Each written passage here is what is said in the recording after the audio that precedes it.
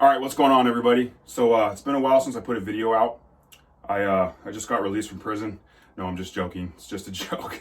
Uh, but the reason I'm making this video is because I've actually had a lot of messages on Facebook and Instagram, and some people ask me on YouTube, like where I've been, and they liked my videos and missed my content, which asking me if I'm still forging. And I think that's awesome, man, that there's people out there that actually, like what I'm doing and appreciate what I'm doing. I just think that's awesome. And, this is a really small channel. So the fact that there's people actually, wondering what happened, I think is pretty cool.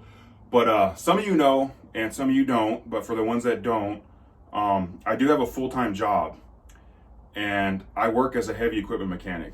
I work in road construction, and that requires me to be away from my home, away from my forge. So usually between the months of May to sometime in October that's the road construction season. So that's usually when I'm working. And I've been fortunate the last couple of years that I've been on pretty relaxed jobs. The last 3 years I've been working on the Parks Highway here in Alaska, and that's been a pretty kind of lax job. We always had Sundays off. Last season we were having Saturdays and Sundays off, 10 hours a day. I mean, it was nice. I had a lot of time to forge out on the job site. Come home, see my family, and it was really nice. But this year, this job that I'm on it's a tough job, man. This is a hard job. It's been hard on our equipment. It's literally required, my full attention, man. And I'm 4 hours from home too. So, even, and it's very rare that us mechanics are getting a day off because there's so much carnage that's just been happening, with trucks going down. We've got probably over 40 pieces of equipment, big iron too. And, so when the operators get a day off and they go home, that's just a chance for us to get caught up and fix stuff, So basically, yeah, that's just what I'm doing right now. And I just wanted to make a video to let, people who have asked me where I've been is I've just been working. And basically I've been buying a lot of new tooling for my forge. There's going to be some changes going on here, nothing major. But I do want to show off some of the tooling I've got and talk about what's to come. So one of the changes I'm going to be making is there's going to be no more grinding in here in my shed. I'm going to do it all in my garage. And I'm going to be getting a filter because I don't want any of the dust and stuff, going into my house. And then I'm getting a vertical saw, so I can cut wood. I can cut, axe blanks, and I can just cut wood easier, and then trying to do it with a skill saw and then finish it on the grinder. I want to be able to I just want to be more efficient. So I'm going to be getting one of those vertical saw for cutting wood. And those are some of the items that, I won't show today because, like I said, I don't have to order that. I can buy that stuff locally. We have a local hardware shop that I get a pretty good discount out at, that I'll be purchasing that stuff. I did get some new attachments for my grinder from Broadbeck.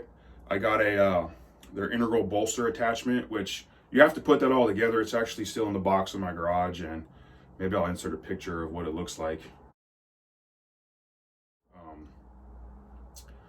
So yeah, I'm excited to use that, even though I could have made one, which is another thing I want to talk about is, time and money.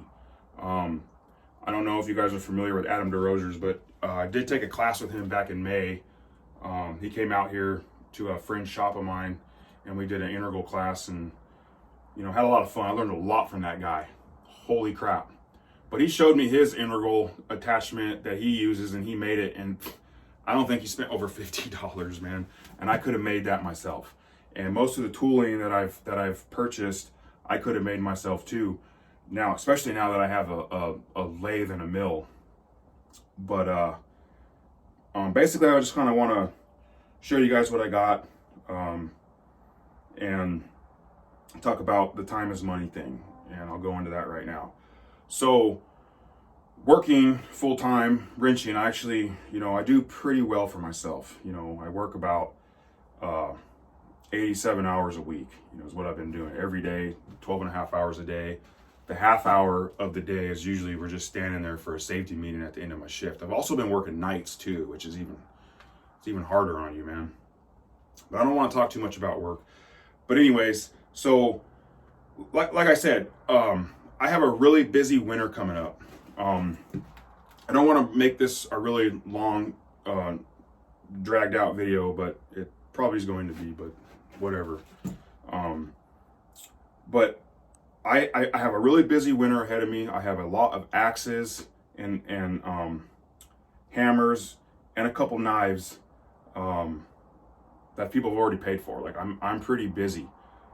And when I get back in here in October, I want to start working on that right away. I don't want to start making tooling, which I still have to too. I'm waiting on a bunch of H13. I need to make some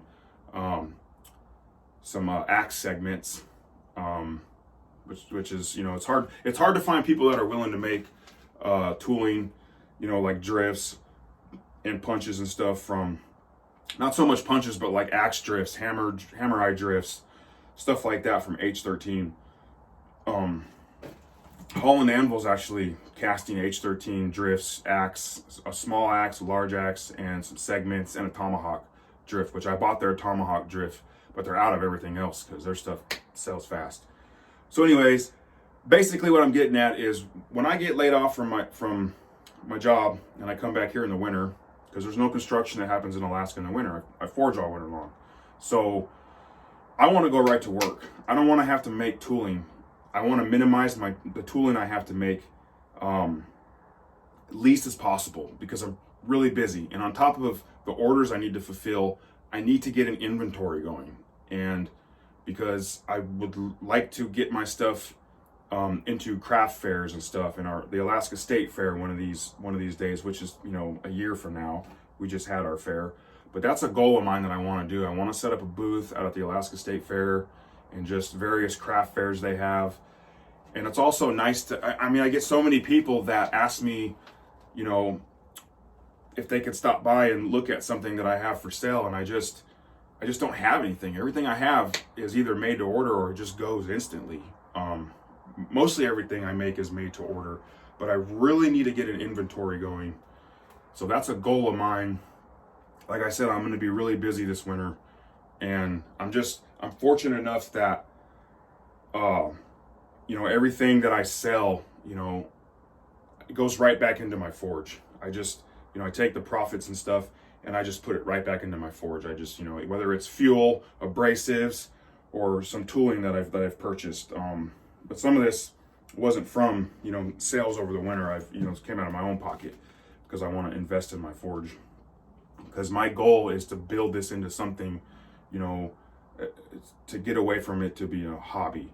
I know it's really hard to make a living doing this, but how I've seen myself get more popular and I'm not even off work yet, and I've already got people throwing money at me. It's crazy. It's just mind blowing. And that's how a lot of these guys have started, But this is my passion. This is what I love to do. I'm not going to quit wrenching. It's another thing I want to talk about is I'm getting out of road construction. This is my last year. Like, I'm a dad now. I got a 3-year-old little girl. I got another one on the way. Yay. Hopefully it's a boy. But, so I want to get out of road construction. I want to be home more because I want to be a dad. I want to see my kids grow up, man. Like, how we, wrench in road construction in Alaska, it's different, man. It's just, you're gone all summer long, living in a trailer. But anyways, I'm going off on a rant. But so yeah, that's my goal, and then I'll have more access to my forge consistently, and I can consistently keep making things and putting content out there because social media is really is really my advertisement. It's free advertising, and even though most of my business and sales are locally here to Alaska, most of them are from people that I work with or people in my trade. and just, you know, hearsay around the state. You know, Alaska is a very, it's Alaska, man. Everybody needs an axe and everybody wants a hunting knife. I mean, so it's just an awesome place to be if you make, you know, if you forge axes and knives, dude. This is, you know, it's prime spot to be in. So I've got that going for me too. But anyways, enough about all that. Like I said, very small changes, but you know, I want to come back into the forge and just immediately start making axes and hammers. I mean, that's really unrealistic because I need to clean up my forge. I need to organize it. It's a freaking looks like a bomb went off. I need to build a proper stand for my swage block because I really need something that's more stable. And I'm probably going to put it over there in the corner where my grinder was, so I can actually mount it to the floor, so I can actually swing a big hammer and drift. So I plan on doing that too, but yeah, I still got some tooling to make, so it's not like I can just get laid off, come in here and start going to town. It's going to be a solid week to 2 weeks, maybe even a little longer, before I can start making things, because like I said, I got to get some axe segments made. I'm trying to be more efficient. And talking about more efficient, something I'm really excited about is this bad boy right here. Bam! That's a big burner too. It's 4.5 by 7 inches, something like that, or 7.5 inches. I don't know, but it's a big burner. It's a 2-inch coupling, so it requires a pretty big fan too. But it's probably going to be like a, I don't know, 13 by 13, 10 by 13 forge. I just want something that I can get a lot of hammers in, that I can put a lot of billets in, because my forge there right now, I can only comfortably get 2 small axes in there and, like, honestly, 2 hammers. I can do more when I'm just punching, but as I'm starting to put fullers in and shape, it's like I can only really get 2 hammers in there comfortably. It's a great forge for welding in, and I'm probably only going to run that forge to weld Damascus in, just because it's just, at this point, once I get this new forge built, this is going to be a throwaway forge. It's just, you know what I mean? I don't really want to, and it's kind of crazy to have a ribbon burner forge and not want to weld in it, but honestly, it's there to just for production. I just want it for production because I mostly make axes and hammers. I don't really make a lot of Damascus. I don't sell a lot of Damascus. You know, if I am, I'm just doing it for myself, or it's just once in a while I get somebody who wants a Damascus blade. So I have to think about, you know, the kind of the business aspect of it, you know, what's really more important. So I want a larger forge that I can get more billets in. So that's the whole idea behind the ribbon burner. And you actually got to get a lot larger fan than I expected. I didn't make that burner, I bought it. The guy's name's Mark Webb, and he has a forge, and I can't think of it right now. I wish I could think of it, but you can look the guy up on Facebook. I mean, he found me. I ordered it just off of eBay, and he messaged me through Facebook and was like, hey, I think you're the guy that ordered this. And I was like, yeah. And good thing he told me, because I was going to run a Blacksmith Depot fan, but that's actually not large enough. You need a larger fan, like at least something that's half a horsepower, you know, 450 watts. So I bought a Bounce House. They're pretty inexpensive. If you live in the lower 48, it's $100 because, you know, shipping up here. I found one on Amazon, but that's the fan he runs. So that's going to be a fun build. It's going to be a top one that you could just lift off the floor. The floor will be stationary, but it won't be attached to the floor, if that makes sense. You'll be able to just lift it off and do any repairs. It'll be making servicing the forge very simple. It's actually a very common thing. A lot of guys have done it. Dennis over at Tyrell Knife Works has an awesome video making his ribbon burner forge. It's basically the same thing I'm going to be making. Same with John over at Old Hickory Forge, same thing. A lot of guys are making their forges like that. It's just that's ideal in my opinion. And then So I went ahead and also, because I don't really want to make them when I get off, is because I kind of have to figure out how to use my lathe and stuff still, is I bought some tooling from Wahlberg Forge. I don't know if you guys have heard of him before. He makes a lot of awesome tools, makes some really cool hammers.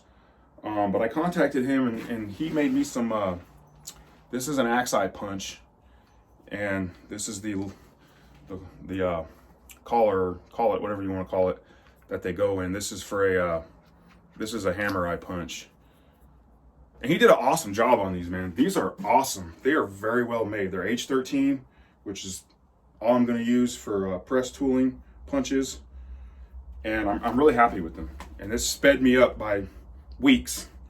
Because like I said, I have all the tooling for my mill and lathe. And I'm not completely stupid when it comes to machining. It's just, I don't know how to hook everything up. So I have to kind of, figure it out. So I'm really happy and excited to use these. So obviously I'll be welding an insert for my press, to use this. So that'll work. And then I also bought Cole Ironworks. They just came out with a hammer eye punch. So I got another hammer eye punch. But yeah, they made one for their 12-ton press. So I went ahead and bought this. So I think that's kind of cool. I didn't really need it because, I got his punch, but I just bought it anyways. And then I got some new fullering dies too for the 12-ton. But these ones go, they're obviously, you can see how they'll go in the press just like that. So they're really good for, spreading out, whatever, dude. They're good for just spreading this way. That makes sense. So yeah, I'm excited to use these. A lot of the dies that I've made, I've noticed, and these are H13 too. A lot of the dies that I've made, they do kind of, the fullering dies, they're wearing out pretty fast. They're building a flat spot in them, and they're not totally perfect like this perfect, they might be, they don't come together perfectly. They might be off just a little. So that's why I kind of elected to go with these. And I've got to make some new dies too, some fullering dies, like this style. Need to make some new ones of these because these are getting flat. They're getting a flat spot on them. I mean, it's not too bad, but I've just noticed that. So be making some more of those. So still a lot of stuff I got to do. Another cool thing I bought is from Cole Ironworks is their foot pedal. So I got this too. So I'm really excited to use this because this makes making axes so much better, or maybe using a top tool in your press. Having that free hand is great because if you want to drink some coffee while you're squishing steel, you can. But mainly I got it just so I can have a free hand, and like when I make bearded axes, Viking style axes, it's nice to just hold that piece in there, because I used to have to just drop the piece in there all steady, and then put the fuller in, put the drop in for the beard, and it's kind of sketch. I don't like doing it, so that's why I elected to get the pedal, because that's just you get a free hand, man, and the free hand's like having an extra helper, so that's really great.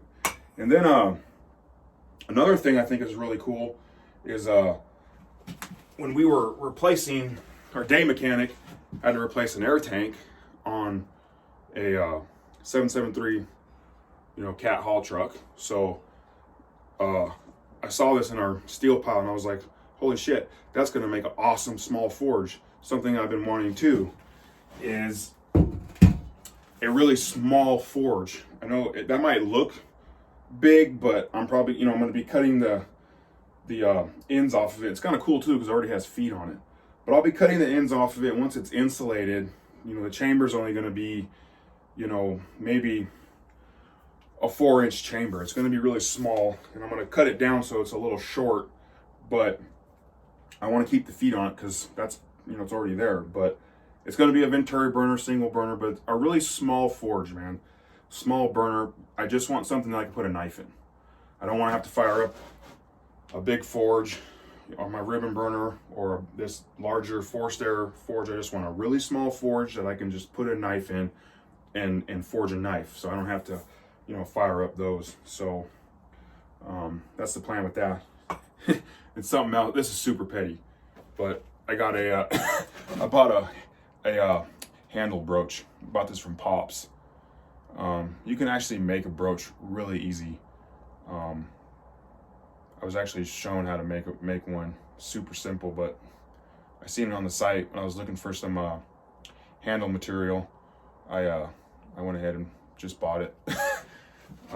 But yeah, now I got a really nice one, so that's cool. But anyways, that's pretty much it. Like I said, the other tooling, you know, I haven't bought them yet because I will once I get laid off. Those are just going to be in the garage. And like Broadbeck Ironworks integral attachment, that's going to be fun to use. And I'm probably going to get a couple more attachments. I'm going to end up making my own surface grinder. I just can't spend that's something that $1,000, you know, that's something that I know I can make, and I don't need it right away. A lot of this stuff I kind of need right away. So like I said, the first thing I do when I get back is clean up the forge. I'm gonna finish that chain Damascus hammer, release that video, and then I might video making my forge, but I really don't see why, because there's tons of videos out there of people already making them, and it's just going to be the same thing. So, you know, I kind of want to keep my channel strictly just the stuff I make, not how-tos or you know, I just want to keep it strictly to just making things.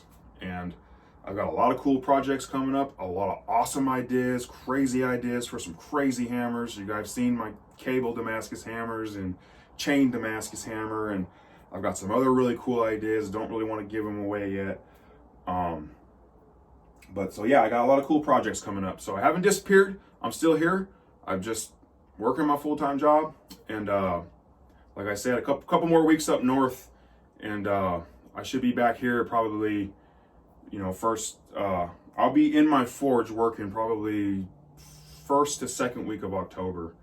So yeah, so I know there was no forging in this video, it's just me rambling, but that's where I'm at right now. So for you guys that don't know, that's what's going on, and stay tuned, and I hope you all have a nice day.